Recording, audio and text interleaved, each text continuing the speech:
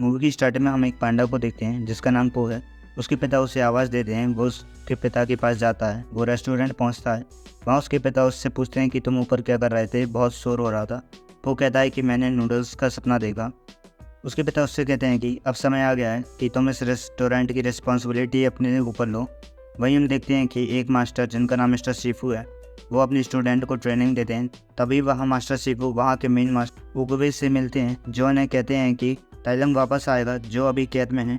Master Shifu जेंग को चोरगंग जाने को कहते हैं और ताइलंग पर और भी पहरेदारी बढ़ाने को कहते हैं।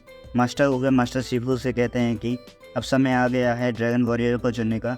शहर में पोस्टर लगते हैं। पो वहाँ जाता है। उसके पिता उसे वहाँ नूडल्स बेचने को कहते हैं।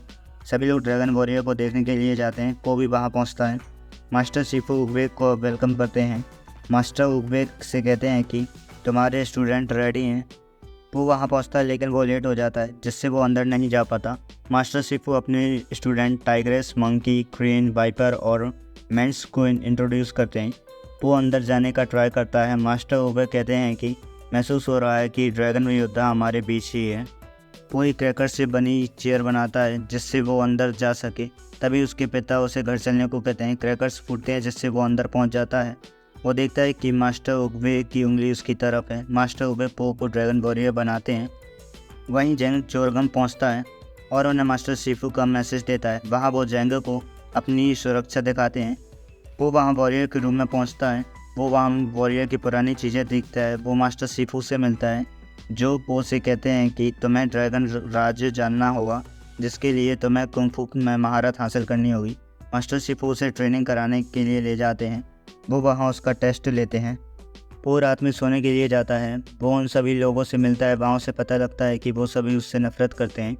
वो एक पेड़ के पास खाना खा रहा होता है कि मास्टर उगवे उससे मिलते हैं। वो उससे कहते हैं कि जब तुम उदास होते हैं तभी खाते हो। वो उदासी का रीज़न पूछते हैं। वो कहता है कि सभी मुझसे नफरत करते हैं। मास्टर उगवे पो को समझाते हैं। वहीं टिलंग चोरबंग के कैद से भागता है। सिपाही उसे रोकते हैं। वो सभी को मारकर आज़ाद हो जाता है। वो जेंग को पकड़ लेता है और कहता है कि मास्टर शिफू से कहो कि रियल ड्रैगन वॉरियर आ रहा है। वहीं मास्टर शिफू सभी को ट्रेनिंग के लिए रेडी करते हैं। वो देखते हैं कि पो पहले से ही ट्रेनिंग कर रहा है। वो पो को ट्रेनिंग देते हैं। वहीं रात में वो सभी पो को टिलंग के बारे में बताते हैं कि कैसे वो मास्टर शिफू को मिला, उसकी ट्रेनिंग के बारे में और कैसे वो बुरा बन गया। नेक्स्ट हम देखते हैं कि मास्टर शिफू अपना ध्यान लगाते हैं कि तभी जंग वहाँ आता है। मास्टर शिफू मास्टर उगवे के पास जाते हैं। कहते हैं कि टिलंग कैद से भाग गया है, वो इधर ही आ रहा है। मास्टर उगवे मास्टर शिफू को पो पर यकीन रखने को कहते हैं और पो को ट्रेनिंग देने को कहते हैं। उसके बाद मास्टर शिफू वहाँ से चले जाते हैं। वहीं पो खाना बनाता है और सभी को खिलाता है। वहाँ मास्टर शिफू आते हैं। वो कहते हैं कि टिलंग कैसे भाग गया है, वो ड्रैगन स्क्रॉल लेने के लिए आ रहा है। वो पो से कहते हैं कि तुम उसे रोक सकते हो। पो वहाँ से भागता है। मास्टर शिफू उसे रोकते हैं। वहीं टाइग्रेस और उसके साथी टिलंग को रोकने के लिए जाते हैं।